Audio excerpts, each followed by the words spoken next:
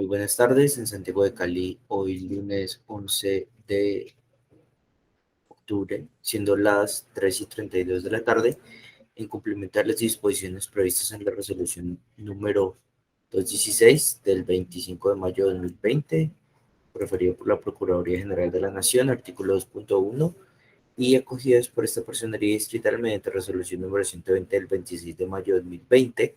Nos encontramos reunidos a través de la plataforma virtual Meet para dar continuidad a la diligencia de audiencia dentro del proceso que se adelanta contra la señora Diana Mercedes Holguín Palacios, calidad investigada dentro del expediente 216 de 2021.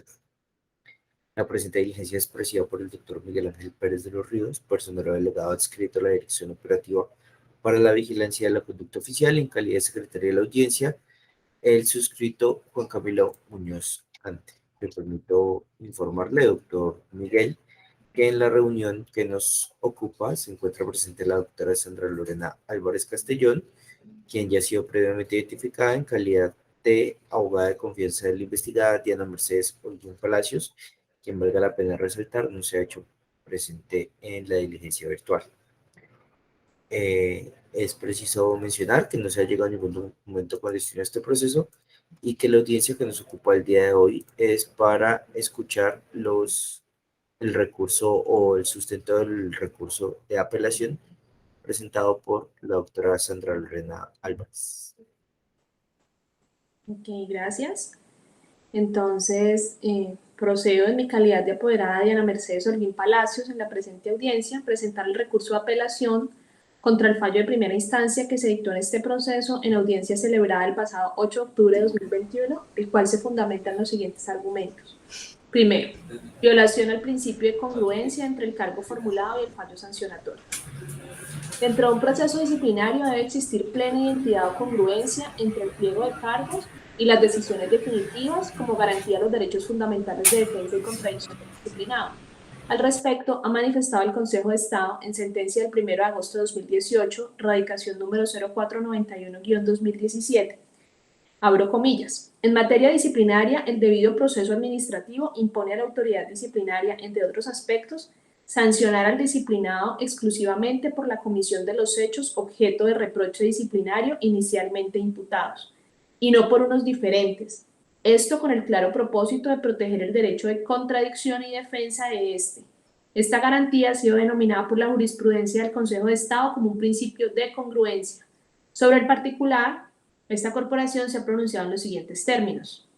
El principio de congruencia entre el acto de formulación del pliego de cargos y el fallo disciplinario se refiere a la correspondencia que debe existir entre dichas providencias en la denominación jurídica que se endilga al disciplinado. En tal virtud, se proscribe que se formule un cargo por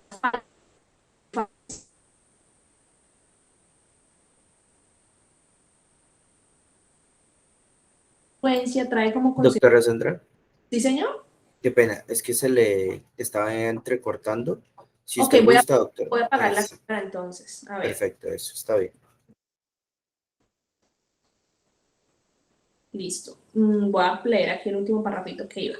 El principio de congruencia entre el acto de formulación del pliego de cargos y el fallo disciplinario se refiere a la correspondencia que debe existir entre dichas providencias en la denominación jurídica que se endilga al disciplinado. En tal virtud, se proscribe que se formule un cargo por una falta y el fallo disciplinario atribuya una distinta a aquella que fue imputada en el pliego de cargos. El incumplimiento del principio de incongruencia trae como consecuencia la posibilidad de invalidar la actuación por violación del debido proceso del disciplinado. Tal principio encuentra relevancia al garantizar que el implicado pueda ejercer el derecho de defensa y contradicción y materializa especialmente los derechos de acceso a la investigación y rendir descargos. Con la decisión de formulación de cargos se impone un límite claro a la actuación sancionatoria por parte de la autoridad disciplinaria, pues esta deberá concentrarse únicamente en la conducta cuyas circunstancias de tiempo, modo y lugar se describen en dicho acto administrativo, que constituye una falta disciplinaria consagrada como tal por el legislador y que, de conformidad con las pruebas recaudadas hasta dicha etapa del procedimiento administrativo, es atribuible al investigado. Con base en lo anterior, me permito afirmar que el operador disciplinario no observó el principio de congruencia ya que se difiere ampliamente de los hechos descritos en el cargo único versus la decisión adoptada en el fallo de primera instancia, como explicaré detalladamente a continuación. El presente proceso tiene origen en el informe final que rindió la Contraloría General de Santiago de Cali de la AGI a la Gestión Fiscal de Cali, EIC-ESP modalidad regular, vigencia 2018, en el cual realizó el hallazgo número 27 de naturaleza administrativa y presunta incidencia disciplinaria, consistente en, abro comillas, Cali EIC-ESP suscribió el 11 de noviembre de 2017 bajo la modalidad de selección directa la orden de servicio número 3108-2017-00070 con el objeto de elaborar informe para dar cumplimiento al seguimiento de los compromisos adquiridos por Encali EIC-ESP cuando presentó y le fue aprobado el plan de manejo ambiental de la PETAR-C, segundo semestre 2016 y primer semestre 2017. Con registro presupuestal número 2018-01272 del 16 de enero de 2018, plazo de finalización fijado a diciembre 31 de 2017. Resalto esto, tiempo en el cual no se ejecutó la orden. Adicionalmente, no se adelantaron actuaciones administrativas para suspenderlo, terminarlo o hacer efectivas las garantías contractuales. Contraviniendo los principios constitucionales de la función administrativa, especialmente los de eficacia y celeridad, consagrados en los artículos 209 y 267 y el artículo 3 de la Ley 489 de 1998, por la cual se dictan normas sobre la organización y funcionamiento de las entidades del orden nacional. El numeral 1 y 2 del artículo 34 y numeral 1 del artículo 35 de la Ley 734 de 2002, Código Disciplinario Único, el artículo 221, 231, 19 del decreto número 1082 de 2015, principio de planeación contemplado en el artículo 7 del Manual de Contratación aprobado mediante resolución número JD 001 del 30 de julio de 2014. Resalto, lo anterior se presenta por falta de control del gestor de la contratación, quien no impulsó su finalización ante las debilidades para ejecutarlo, lo que generó el incumplimiento del fin de la contratación e indefinición de la relación contractual. De lo dicho anteriormente, me permito resaltar que de acuerdo al hallazgo mencionado, la presunta irregularidad tuvo lugar por 1. La no ejecución de la orden de servicio. 2. No adelantar las actuaciones administrativas para suspender, terminar o hacer efectivas las garantías contractuales.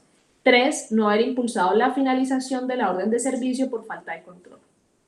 Con base en lo anterior, la Personería de Santiago de Cali considera que están reunidos los elementos para proceder a la imputación de cargos, y mediante auto número 249 del 14 de abril del 2021, que ordena la aplicación del procedimiento verbal y cita audiencia, manifestó, abro comillas, cargo a formular. Del estudio y análisis de los elementos probatorios que hacen parte del plenario y al estar reunidos los requisitos previstos en el artículo 162 de la Ley 734 de 2002, se desprende que Diana Mercedes Holguín Palacios, identificada con la cédula de ciudadanía número, quien funge como gerente de área de abastecimiento empresarial de la empresa Encali EIC-ESP, es presuntamente responsable y se le formulará presuntamente el siguiente cargo único por falta del deber funcional, cargo único. Omitir la ejecución de la orden de servicio número 3108-2017-00070 con presunta violación al artículo 7, literal C, del Manual de Contratación de Encali EIC-ESP, principio de planeación. Abre comillas, Encali adelantará todas sus actuaciones contractuales bajo una previa preparación de sus proyectos, inversiones y gastos de acuerdo con los lineamientos de sus políticas corporativas. Orden que tenía por objeto elaborar informe para dar cumplimiento al seguimiento de los compromisos adquiridos por Encali EIC-ESP cuando presentó y le fue aprobado el plan de manejo ambiental de la PETAR-C 11, o segundo, perdón ahí Juan Camilo si puedes corregir, de la PETAR-C, ahí van 2 en números romanos, no es 11 sino 2 en números romanos, segundo semestre 2016 y primer semestre 2017, cierra comillas, con registro presupuestal número 2018-012-72 del 16 de enero del 2018, plazo de inicio 15 de noviembre de 2017, finalización diciembre 31 de 2017. Resalto esto del cargo único, tiempo en el cual no se ejecutó la orden por falta de supervisor, por la no aceptación del cargo. Debido al corto tiempo de realización del contrato, aunado al anterior, no se adelantaron actuaciones administrativas para suspenderlo, terminarlo o hacer efectivas las garantías contractuales. Incumplimiento incumpliendo presuntamente, y también te pido que corrijas, por favor, incumpliendo presuntamente los principios constitucionales de la función administrativa, de eficacia y celeridad del manual de contratación del Cali, que dicen, ahí cierro las comillas. Analizado el cargo único, es evidente que el mismo guarda relación con el hallazgo efectuado por la Contraloría General de Santiago de Cali y enmarca la presente actuación irregular de la investigada Diana Mercedes Holguín en el siguiente marco fáctico. Primero, omitir la ejecución de la orden de servicio, lo anterior por falta de supervisor. Segundo, no adelantar actuaciones administrativas para suspenderlo, terminarlo o hacer efectivas las garantías contractuales. Con base en el cargo formulado, se diseñó la estrategia de defensa, la cual demostró ampliamente en el proceso lo siguiente. Primero, que la función como gerente de área de abastecimiento de mi representada era de apoyo más no de ejecución contractual. Segundo, que no le correspondía funcionalmente la designación del supervisor. Tercero, que no tuvo conocimiento oportuno de las dificultades que surgieron una vez la orden de servicio fue enviada a la gerencia de acueducto de alcantarillado para su ejecución, por lo que no pudo haber tomado ninguna decisión oportuna respecto a la suspensión de la ejecución de la orden de servicio o la terminación anticipada de la misma antes del plazo de terminación pactado al momento de su suscripción. A pesar de que la defensa estuvo correctamente encaminada a desvirtuar los cargos formulados, sorprende cómo el operador disciplinario en su fallo fundamenta su decisión de imponer sanción disciplinaria con unos hechos que nunca fueron puestos de presente en el proceso y por ende se desconocían que hubiesen sido analizados para establecer el reproche disciplinario. Pues reitero, no se hizo mención de los mismos ni por parte de la Contraloría General de Santiago de Cali ni en el auto que dio inicio al presente proceso. Para una mayor ilustración, me permitiré citar textualmente varios argumentos expuestos por el personero en su fallo. Si me puedes adicionar ahí, Juan Camilo, personero, en su fallo, 2 puntos. Abro comillas. Dice la doctora Diana Mercedes Holguín Palacios, falta de ilicitud sustancial y a reglón seguido manifiesta. Si bien la conducta imputada se encuentra bien tipificada por su entidad, es necesario realizar un análisis de la misma desde la figura de la ilicitud sustancial y de la antijuridicidad material, a fin de verificar si efectivamente existió un quebramiento sustancial e injustificado de los deberes funcionales y que estos afectan la función pública. Claro, se puede ver cómo se realiza toda la estructuración del contrato, folio 77 al 107, pero se olvidó de un tema vital, planeación en el tiempo, del manual de funciones de Cali. Usted dirá ahora que los tiempos los ponen los de la buena. No, a usted debió ver los estudios de los anteriores semestres y poder observar que los tiempos son de 60 y 90 días por semestre, y no 28 días por 2 semestres, y en diciembre. Usted como gestora, a pesar de haber realizado toda la estructuración, como usted misma lo dice, así. En consecuencia, esto es otra parte citada textualmente también entre comillas, en consecuencia no es posible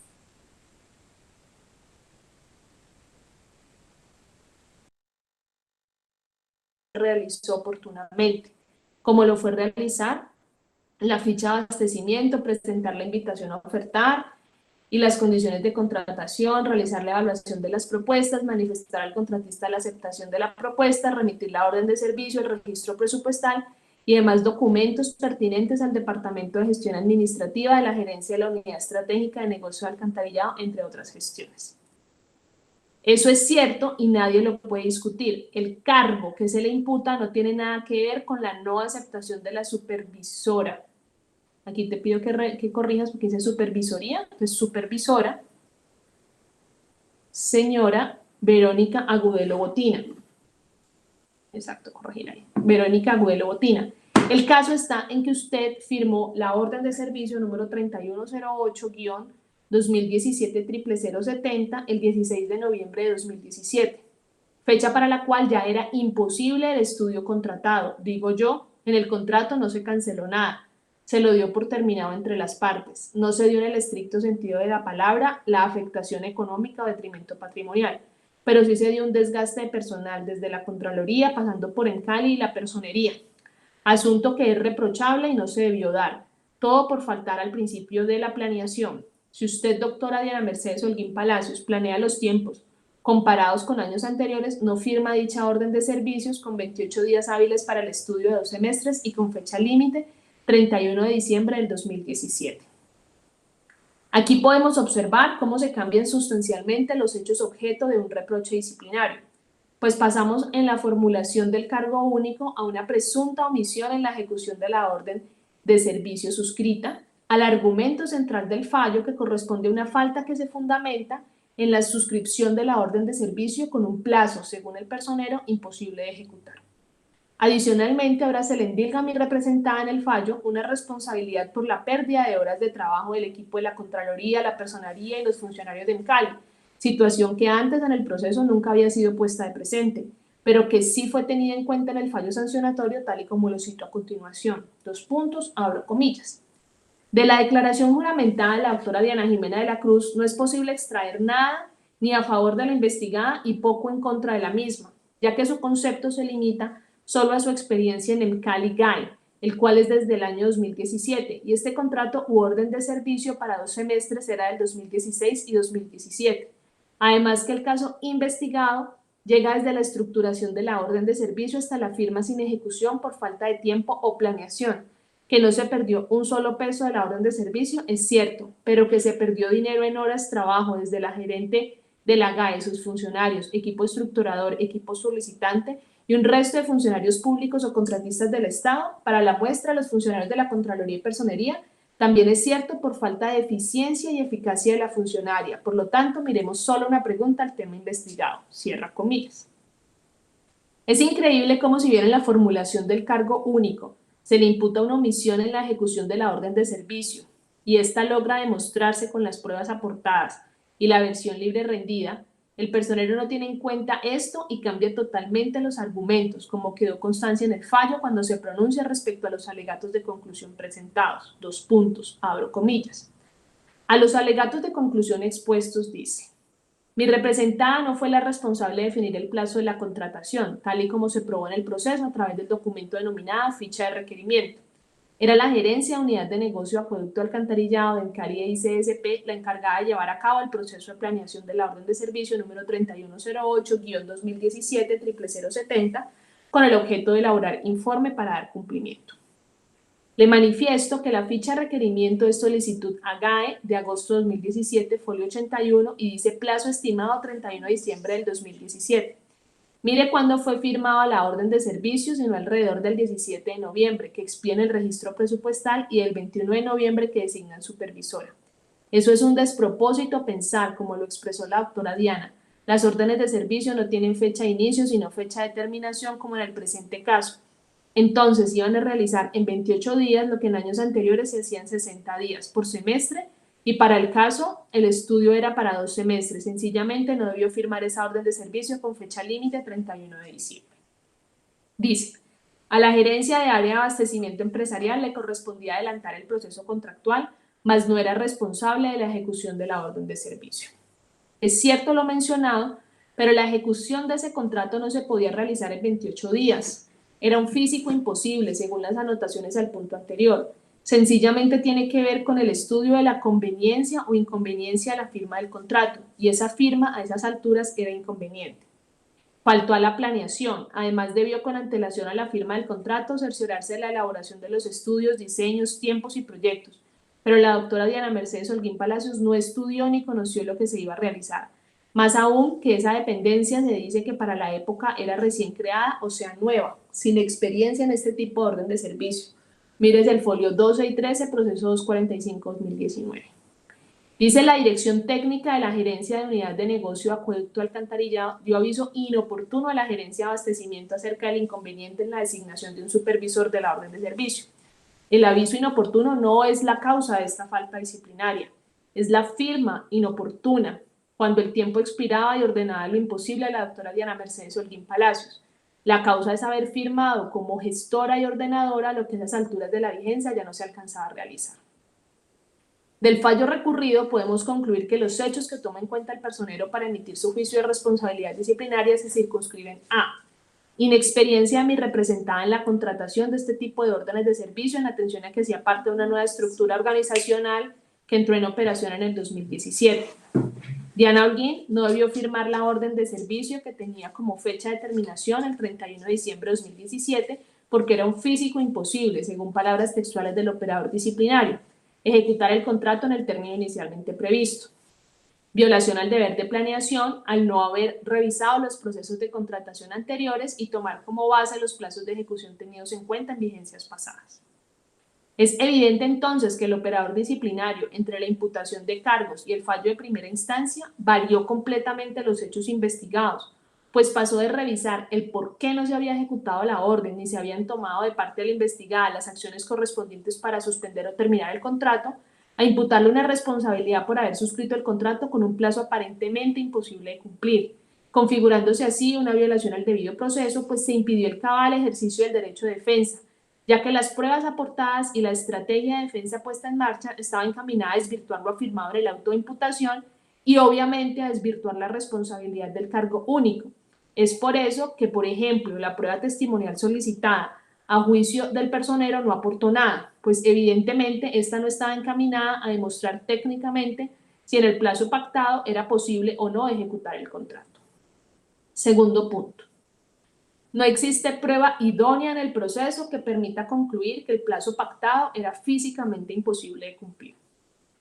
Si bien el operador disciplinario reitera a lo largo del fallo lo inconveniente que fue la suscripción de la orden de servicio, teniendo en cuenta que el plazo de 28 días hábiles desde su suscripción hasta el 31 de diciembre de 2017 era insuficiente, no existe prueba idónea en el expediente que así lo acredite, pues lo único que hay en ese sentido es la declaración de la supervisora designada que mediante oficio 312.3-DI.2165-17, entre otras cosas, manifiesta, abro comillas.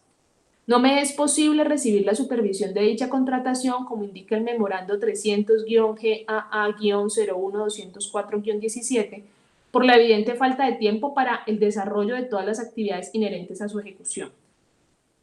Para la realización del informe de los 2 semestres de funcionamiento de la PETAR se requiere iniciar con la consecución y procesamiento de la información para su posterior revisión y aceptación por la suscrita, dentro del poco tiempo que le resta a la vigencia 2017 y para la entrega de la documentación correspondiente a las áreas administrativas y contables. Adicionalmente, se debe tener en cuenta las obligaciones propias de mi puesto de trabajo, que son críticas durante la finalización de año para el desarrollo de los contratos de obra en nuestro departamento y la visita de obras con inspección a mi cargo, cierra comillas. Con esa única declaración de una técnica de interventoría que no corresponde a un criterio técnico objetable, se da por sentado que era físicamente imposible la ejecución del contrato. Adicióname ahí, por favor, Juan Camilo. Que era físicamente imposible la ejecución del contrato. Sin embargo, en el análisis de esta prueba se omitió tener en cuenta que los argumentos expuestos por la funcionaria también corresponden a una situación particular de ella con base en su carga de trabajo en el mes de diciembre y le suma trámites administrativos y contables que no tienen que ver con la ejecución como tal del contrato. Con base en lo anterior, es importante dejar claro que no existe ningún otro documento que corrobore que el plazo de ejecución era de imposible cumplimiento, pues quítela, dice pues este está ahí ubicado en el párrafo que dice con base en lo anterior. Es importante dejar claro que no existe ningún otro documento que corrobore que el plazo de ejecución era de imposible cumplimiento, pues ahí se le quita ese la. Pues el operador disciplinario no ahondó en dicho concepto, ni pidió un concepto técnico. Adicionalmente, en caso de haber conocido desde la imputación que ese era el reproche, se hubiera podido solicitar pruebas encaminadas a desvirtuar dicha afirmación. No se tuvo en cuenta al momento de emitir el fallo que por parte del contratista, que era el directamente responsable de cumplir con los tiempos a los que se había comprometido, nunca existió una objeción en el sentido de manifestar que el tiempo del contrato era insuficiente y por tal razón presenta su oferta a sabiendas del plazo de ejecución estaba estipulado, a sabiendas que el plazo de ejecución estaba estipulado hasta el 31 de diciembre de 2017. Y luego de la aceptación de su oferta y de la notificación de la orden de servicio, no solicita una ampliación del plazo, por lo que se puede concluir que para el contratista, que es el experto técnico, el plazo era suficiente para cumplir con el objeto contratado. Adicionalmente, cuando se hace el estudio de mercado, todas las personas a las cuales se les pidió cotización presentaron la misma sin ninguna objeción referente al plazo planteado por la entidad. Por otra parte, al tratarse de un contrato cuyo objeto era un trabajo intelectual, no es apropiado contar los días de ejecución como días hábiles, pues no existía ningún tipo de subordinación con EMCALI y CSP, y el contratista era absolutamente autónomo en la dedicación al trabajo encomendado, por lo que tenía que cumplir en los tiempos pactados, sin importar si trabajaba en el producto contratado las 24 horas del día, los 7 días de la semana. Por tanto, no debía tenerse en cuenta en el análisis efectuado las festividades decembrinas o de Feria de Cali, pues estas no constituían ninguna excusa justificable por parte del contratista para el no cumplimiento del plazo. Tercer argumento. La planeación de la contratación en su primera etapa no estaba a cargo de la gerencia de área de abastecimiento. En el fallo recurrido, el operador disciplinario hace la siguiente aseveración. Abro comillas. Lo mismo que tiene que ver con el estudio de la conveniencia o inconveniencia de la orden de servicio a la firma del contrato, y esa firma a esas fechas era inconveniente, faltó el principio de la planeación, ya que firma una orden de servicio para un estudio faltando 28 días hábiles para que se venza el término, en un estudio desconocido por ella, donde para ese mismo estudio en años pasados se había dado 60 días por semestre, y esta orden de servicio que firmó la gerente de la GAE fue para estudiar 2 semestres, asunto imposible de cumplir. Además, con antelación a la firma del contrato, se debió estudiar, revisar los estudios, diseños y proyectos, y la doctora Diana Mercedes Holguín Palacios no estudió ni conoció lo que iba a firmar. Más aún que esa dependencia se dice que para la época era recién creada, o sea, nueva, sin experiencia en este tipo de orden de servicio. Mires el folio 12 y 13, proceso 245-2019, si no, mire la fecha de requerimiento, es de agosto de 2017, y ella solo terminando la vigencia presupuestal de 2017 y el tiempo de finalización, o sea, como 20 de noviembre firma, cuando orden de servicio es físicamente imposible cumplirla por lo ya manifestado. Según se desprende del texto antes citado, se argumenta que mi representada no estudió ni conoció lo que iba a firmar y que la suscripción de la orden de servicio era inconveniente. Sin embargo, omite el operador disciplinario que, de acuerdo a la norma complementaria número 2 del Manual de Contratación de EMCALI e ICSP, estaba a cargo del área usuaria, en este caso la gerencia de acueducto de alcantarillado, definir el plazo de ejecución de la contratación tal y como se establece a continuación. Abro comillas. 4. Fases de la etapa de planeación. 4.1. Fase de planeación. El área usuaria debe identificar las necesidades de provisión de bienes y servicios que están asociadas a los objetivos estratégicos, los programas estratégicos, plan de acción o de trabajo, lo que se debe consolidar en el plan anual de contratación y compras que se pretende cumplir. La planeación de los procesos contractuales de EMCALI tiene como inicio la identificación de la necesidad que se debe suplir, justificación de la contratación, el diseño de especificaciones técnicas, formulación y aprobación presupuestal, permisos y licencias, salvo que éstas sean trasladadas al contratista, y autorizaciones necesarias y riesgos, entre otros. Esta información se recopila en la ficha de requerimiento que la gerencia de la unidad estratégica de negocio o gerencia de área respectiva debe elaborar para solicitar la provisión de un bien o servicio. La ficha de requerimiento registra la necesidad de contratar un bien o servicio, la cual deberá contener como mínimo la siguiente información: descripción de la necesidad y justificación, identificación del proceso en el plan anual de contratación y compras. La dirección de abastecimiento deberá consolidar el plan anual de contratación y compras PAC aprobado por el comité directivo, así como los seguimientos efectuados al mismo, y entregar los informes que al respecto se le soliciten. 4.1.3, el objeto del abastecimiento. 4.1.4, las especificaciones técnicas y alcance del bien o servicio a contratar. Si el bien o servicio comprende actividades a ejecutar por parte del futuro contratista, deberá indicarse el alcance del objeto contractual mediante la identificación coherente de cada una de las actividades correspondientes y necesarias para el cumplimiento de dicho objeto. 4.1.5, el plazo estimado de ejecución, resalto esto.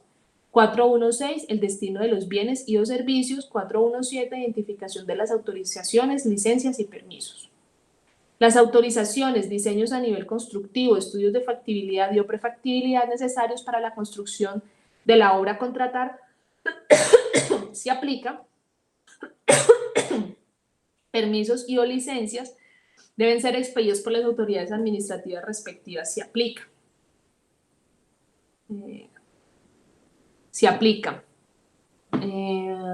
Perdón que me perdí un segundito. Y establecer si deben realizarse de manera previa concomitante a la ejecución contractual o durante la ejecución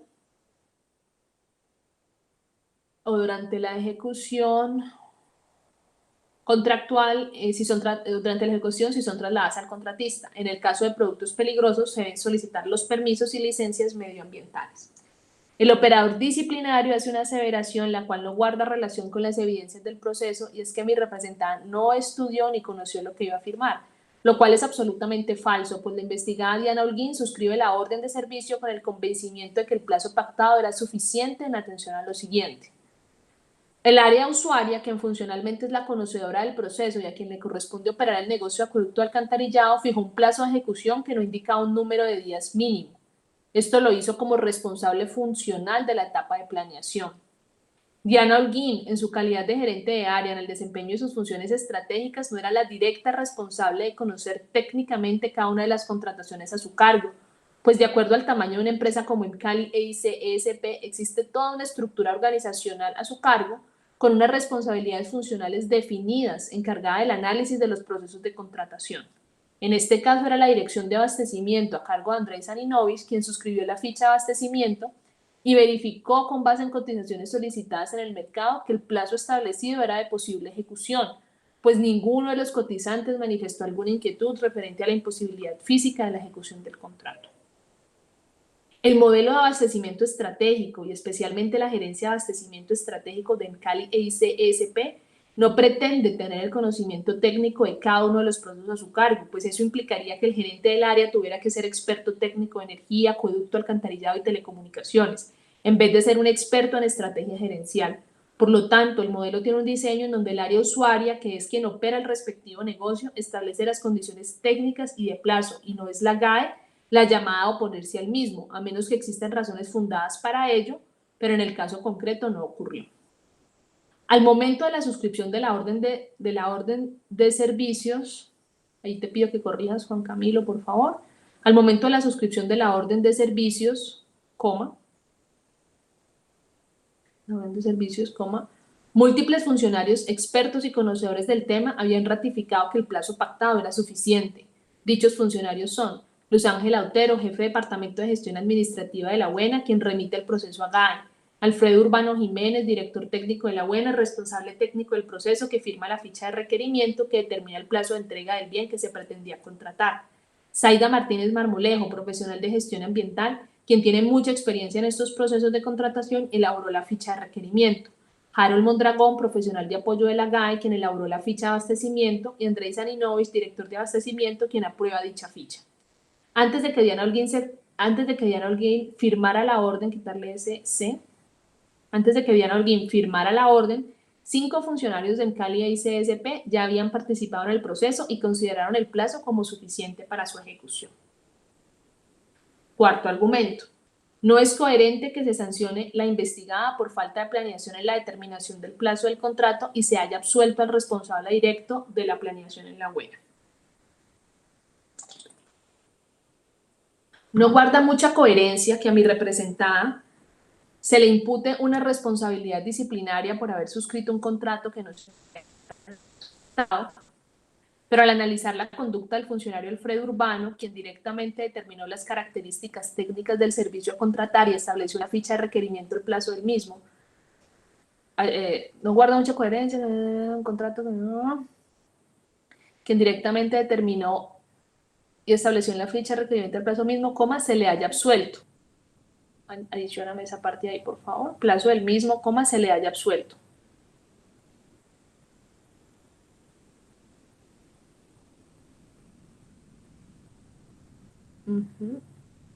Exacto, ahí. ¿Dónde, doctora? Qué pena. En ese último párrafo que estamos viendo, dice, no guarda mucha coherencia, abajito donde tienes el cursor, finalizando, y dice, en la ficha de requerimiento el plazo del mismo, se le haya absuelto. Después del mismo, se le haya absuelto.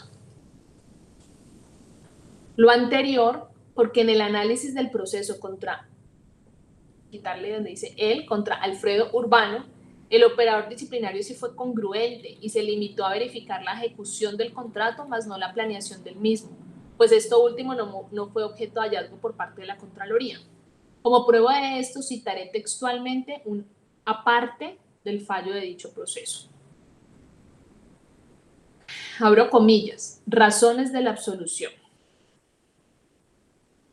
La ausencia de autoría y responsabilidad, ausencia de conocimiento del contrato y el conocimiento tardío, entre paréntesis 30 de noviembre de 2017, de la no aceptación de la designación de la supervisora del contrato 3108-2017-00070, contrato que tenía como fechas de inicio el 15 de noviembre del 2017 y con terminación el 31 de diciembre de 2017, y quien fuera indicado como presunto responsable por la Contraloría de Santiago de Cali en el hallazgo 27, encontrado dentro del proceso de la presunta responsabilidad de la doctora Diana M. Holguín Palacios, gerente de área de abastecimiento en Cali en su calidad de gestora del contrato, de acuerdo a las declaraciones juramentadas de los señores Diana M. Holguín Palacios, gerente de abastecimiento, Francisco Urbano, gerente Buena, Verónica Gubelo, técnico en interventoría, cierro comillas.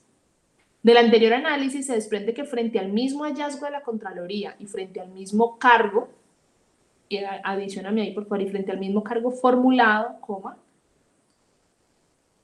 en el último parrafito acá,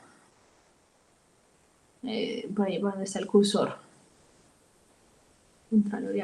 el mismo cargo formulado, el operador disciplinario tuvo consideraciones diferentes con cada investigado, pues en el caso del señor Alfredo Urbano sí tuvo en cuenta para absolverlo de un conocimiento tardío de la no aceptación de la designación de la supervisión. Y en el presente caso, a pesar de que está absolutamente probado que la investigada se enteró del mismo hecho a finales de enero de 2018, es decir, después de la expiración del plazo, se le cuestiona su participación en la planeación del contrato y en el otro proceso ni siquiera esto fue cuestionado, debatido o analizado. Quinto argumento. No es una obligación legal, reglamentaria o de la normatividad interna del Cali EICESP observar el plazo idéntico de contrataciones similar a realizadas en vigencias anteriores. Se cuestiona a la investigada por no haber revisado el plazo pactado en contrataciones de objeto similar en vigencias anteriores, que de acuerdo al oficio mediante el cual la supervisora designada no acepta el encargo, se habían hecho en 60 y 90 días. No obstante, esta experiencia previa no es prueba por sí sola de la imposibilidad física de ejecución. Adicionalmente, no se encuentra prueba en el expediente que respalde dicha afirmación, por lo que ni siquiera se sabe a ciencia cierta si es correcta, pues ni siquiera el despacho ordenó como prueba que se remitieran los procesos anteriores, con el fin de verificar si se trataba exactamente del mismo objeto y el mismo alcance, para poder hacer ese juicio de valor en el que fundamenta la sanción impuesta. No obstante lo anterior, en caso de que dicha afirmación fuera cierta, eso no imposibilita en Cali EICESP en la optimización de sus tiempos de contratación para que un servicio se ejecute en un tiempo menor al anteriormente previsto, por lo que no puede ser el argumento central de la decisión del fallo recurrido. Sexto, errado análisis de la tipicidad de la conducta.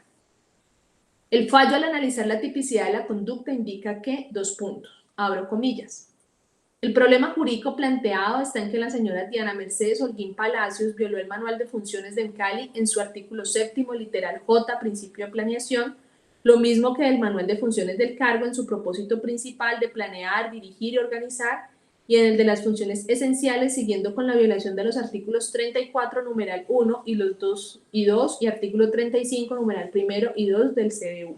Cierro comillas.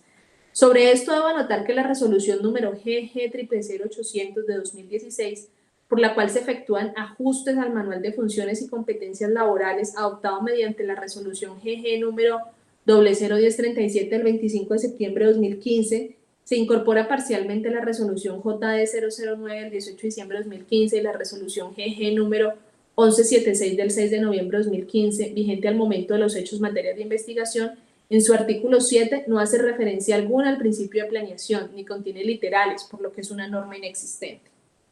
Si revisamos el manual de contratación de la entidad vigente al momento de los hechos, materia de investigación, debemos analizar el adoptado mediante resolución número JD 00043 del 15 de diciembre de 2016, el cual en su artículo 7º sí determina los principios que fundamentan la actividad contractual del Cali EICESP.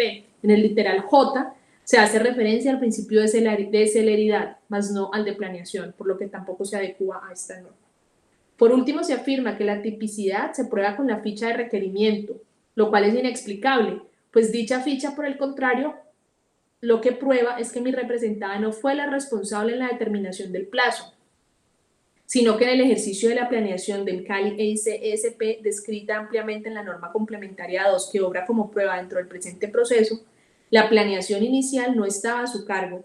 Entonces, nuevamente en el fallo se pone presente un problema de coherencia entre los análisis del operador disciplinario y lo probado en el proceso.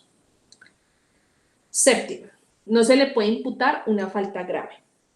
Según el fallo, la falta cometida por la investigada de conformidad con el artículo 42, numeral 2, fue calificada como grave a título de culpa, por lo que procederemos a analizar dicha calificación. El artículo 43 de la Ley 734/2002 establece, abro comillas, criterios para determinar la gravedad o levedad de la falta. Las faltas gravísimas están taxativamente señaladas en este código. Se determinará si la falta es grave o leve de conformidad con los siguientes criterios. 1. El grado de culpabilidad. 2. La naturaleza esencial del servicio. 3. El grado de perturbación del servicio. 4. La jerarquía y mando que el servidor público tenga en la respectiva institución. 5. La trascendencia social de la falta o el perjuicio causado. 6. Las modalidades y circunstancias en que se cometió la falta, que se apreciarán teniendo en cuenta el cuidado empleado en su preparación, el nivel de aprovechamiento de la confianza depositada en el investigado o de la que se derive de la naturaleza del cargo o función, el grado de participación en la comisión de la falta, si fue inducido por un superior a cometerla, o si la cometió en estado de ofuscación, originado en circunstancias o condiciones de difícil prevención y gravedad extrema, debidamente comprobadas. 7. Los motivos determinantes del comportamiento. 8. Cuando la falla se realice con la intervención de varias personas, sean particulares o servidores públicos. 9. La realización típica de una falta objetivamente gravísima cometida con culpa grave será considerada falta grave. El operador disciplinario decidió calificar esta falta como grave en atención al grado de culpabilidad y al cargo desempeñado por la investigada, que era del nivel directivo. Por tanto, es importante analizar el grado de culpabilidad que fue calificado como culpa grave. En relación con esta materia, el artículo 13 de la Ley 734/2002 establece: artículo 13, culpabilidad. En materia disciplinaria,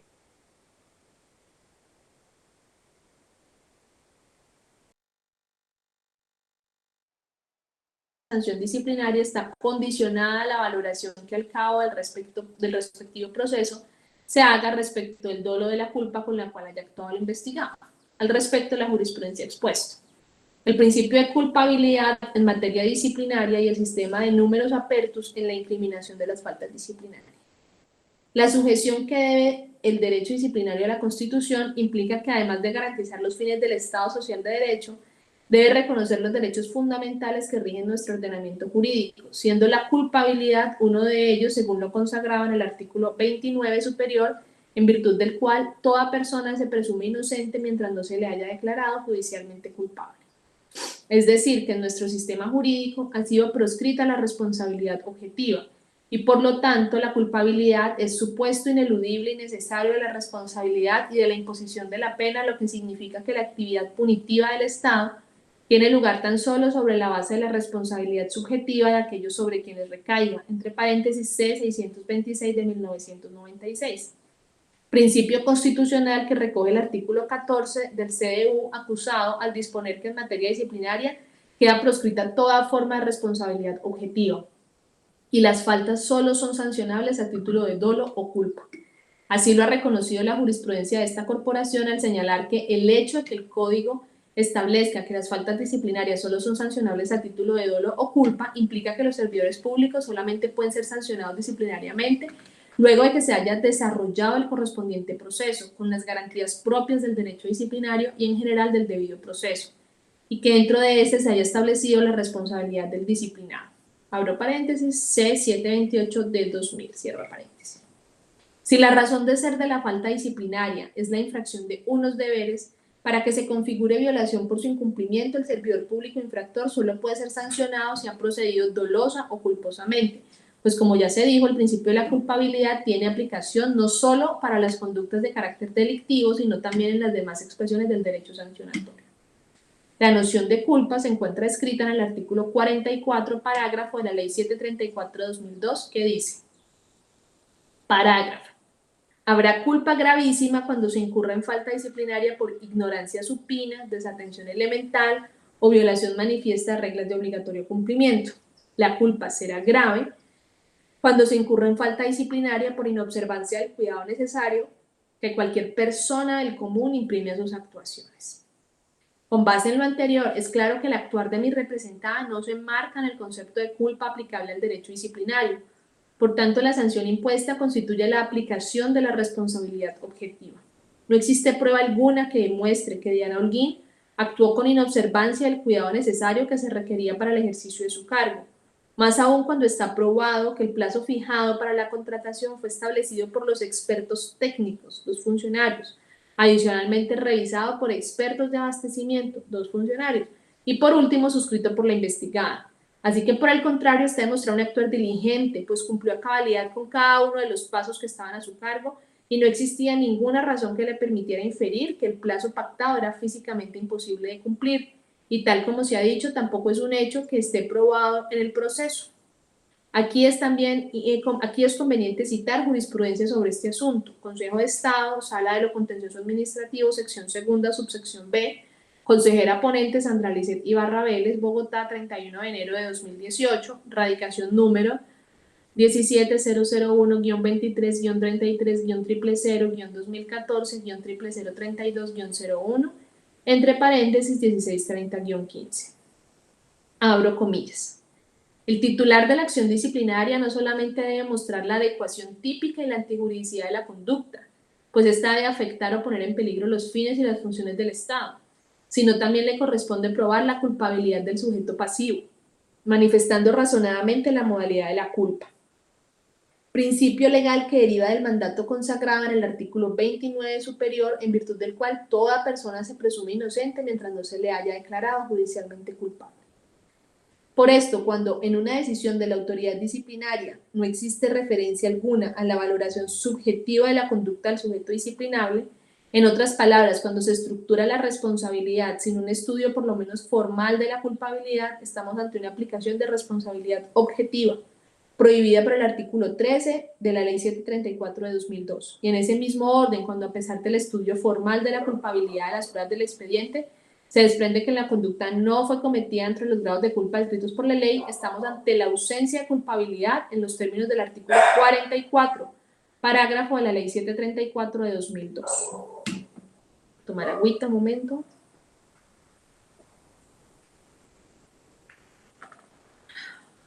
Ocho.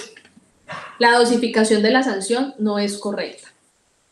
Si bien, con base en todos los argumentos expuestos, es evidente que la investigada Diana Holguín no es responsable disciplinariamente, pues su actuar no está tipificado y adicionalmente estuvo totalmente desprovista de culpa, es necesario pronunciarse respecto a la dosificación de la sanción efectuada por el operador disciplinario, específicamente en lo referente a la aplicación de los atenuantes y agravantes. Según el fallo recurrido, se aplica un agravante denominado desconocimiento de la ilicitud sustancial, lo cual no se entiende muy bien a qué hace referencia, ya que el artículo 47 de la Ley 734/2002 hace referencia en el literal I a el conocimiento de la ilicitud, y obviamente en este caso no habría aplicación a ese agravante.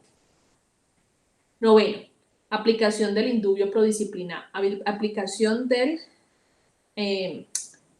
Juan Camilo, por favor me corriges, no es del proceso, sino del principio. Aplicación del principio indubio prodisciplinario.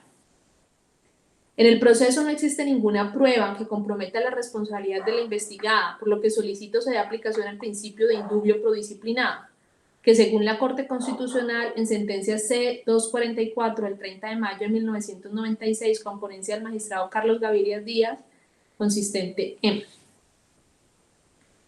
Abro comillas. El derecho fundamental que tiene toda persona que se presuma su inocencia mientras no haya sido declarada responsable se encuentra consagrado en nuestro ordenamiento jurídico constitucional en el artículo 29 en estos términos. 2 puntos.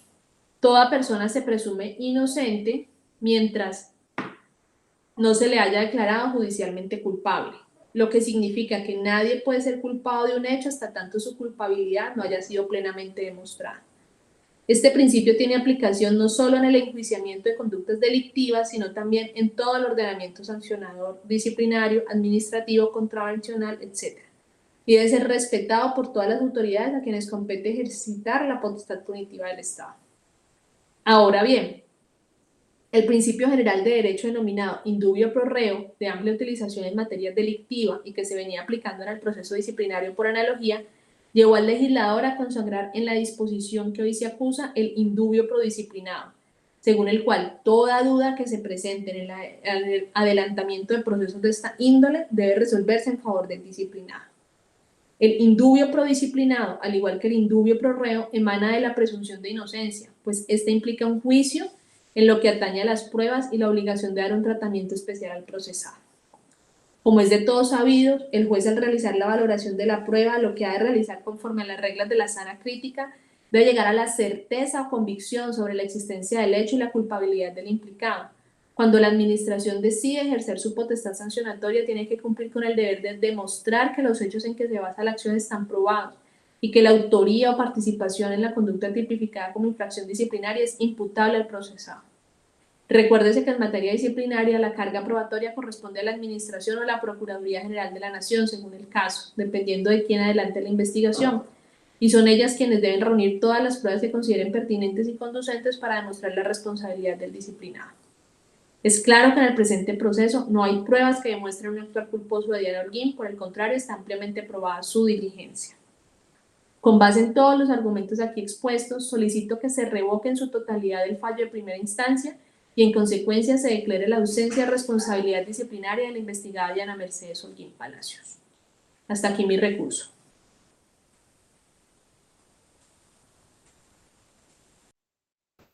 Lo he escuchado con detenimiento sus alegatos, doctora Sandra Lorena. Se le dará el trámite legal y correcto a los alegatos. A los alegatos no. Al recurso. A su recurso. Bueno, muchas gracias, doctor Miguel Ángel. Y también se le agradece a ustedes todas sus manifestaciones, todas sus circunstancias. Listo. Muy gentil. Siendo las 4:24 de la tarde, se da por terminada la diligencia y en virtud del artículo 180 de la Ley 734 de 2012 corre traslado a la segunda instancia para que resuelva sobre el recurso de apelación. En constancia no se firmaba por los que intervinieron en la audiencia, toda vez que el desarrollo de penas de la misma se encuentra grabado en medio digital. Se notifica por estrado de esta decisión. Me envías, por favor, el acta de la audiencia. Claro. Dale, muchas gracias a todos, doctor Juan Camilo, doctor Miguel Ángel, muchas gracias por su tiempo. Gracias a usted. Hasta luego.